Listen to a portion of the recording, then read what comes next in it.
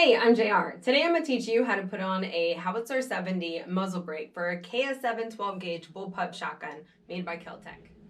Okay, so the first thing we're going to do is take off the mag spring cap. And you want to be careful to take out the mag spring tube because there's going to have a lot of pressure in here. So you want to be able to hold this on here and then slowly slide it out. Just like that. I purchased this muzzle from High-Tech Custom Concepts, and this is a Howitzer70 muzzle brake. This barrel nut remover tool, which I highly recommend buying because it's going to be very difficult to get this off if you do not have it. Woo!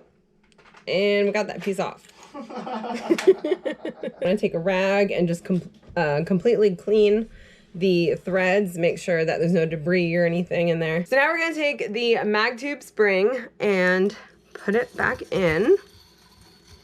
And you want to slowly feed it in there. Once you start feeling it start to get a little tight and getting resistance, you wanna make sure the coils are straight as they can be, and then use the cap to complete guiding it in. Next, we wanna pull out the timing shims.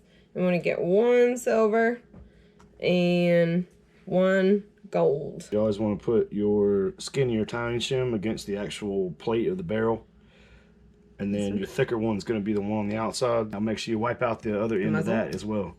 Now what you want to do always, so never do any kind of Loctite until you know your shims are correct. You want to have the very top 3 pits perfectly perpendicular.